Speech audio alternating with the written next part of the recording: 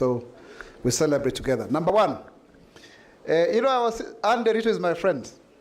And we were sharing a joke there that there was a pastor who had put a poster that come to my crusade, and the blind will walk, will see, the lame will walk, the way they say it. But as he was going to the crusade, someone waylaid him and told him, kwanza lipa deni yangu kabla hujaenda kuponya wengine. So that's you people, you are so hungry that you cannot even laugh to a joke. Yeah, so I think we cannot have a holiday for people with disabilities because it is not a holiday. We don't have a holiday for women or for children. There are so many days, and even within disability, every type of disability has their own day.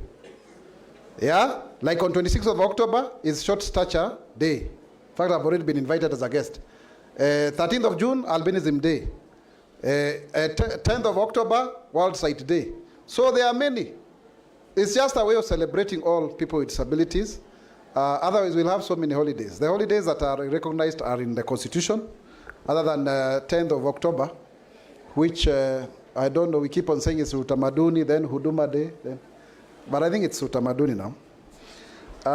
So that cannot be. Not because it's not good, but I think we just use that to celebrate. And I'm happy. We used to have only one celebration in Nairobi or somewhere else. In fact, I used to be the one organizing when I was Public Relations and Communications, Principal Public Relations and Communication Officer of the Council. But now you can see many counties are doing so, and so many other disability events. So we encourage you, support where you can.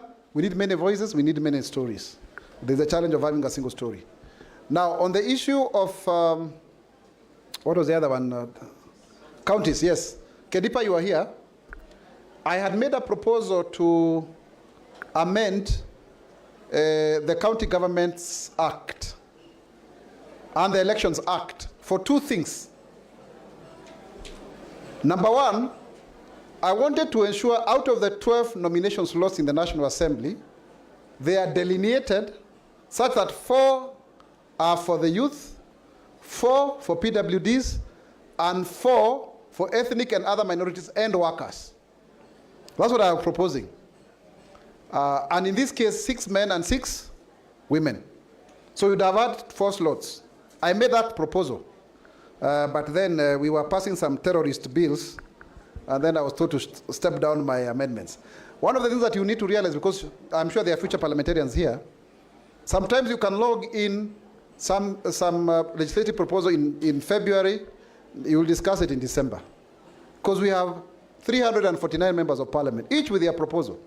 And I have my very good assistant here, Maina, who has been my assistant for almost 8 years now. So, Kedipa, you need now to do this, Owino and Brenda, and I wish your members of parliament were here. You assign, because what we had agreed on, the issue for people with, for the MCAs with disabilities, a man and a woman. Right now, the way it is structured, it says 8 slots, and then it provides for 3 or 4 categories: women, youth, and youth, ethnic minorities, and people with disabilities.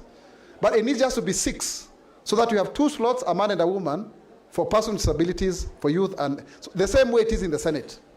That will be guaranteed. In fact, one of the things that we have been doing, by the way, we were the first to organize the first disability caucus of a political party. Tulikuwa tunajiita watu walemavu na Raila, and we had a big conference here, because you need lobby groups. That is what became the ODM Disability League. We are the ones who started it. Really, I'm the one who championed it anyway. So, get a member, because I used to have many legislative proposals. In the last parliament, in the Senate, I had the highest number of bills, 9 of them. 9 of them. So share work, so that it's not only one person doing it. Let one person run with that, because they will put the energy and the force, so that they go and amend the County Governments Act and the Elections Act and provide for those 2 slots for youth, for disability, and for ethnic minorities. And you work together with those who are representing ethnic minorities, the youth, and so that you carry that one, and it will be very easily passed. That way, we had an agenda called Agenda 101. What did we want? We wanted one cabinet secretary with disability. We needed one PS with disability. We needed one ambassador, I think, with disability. And then that is 3. We needed 2 senators with disabilities. That's already guaranteed.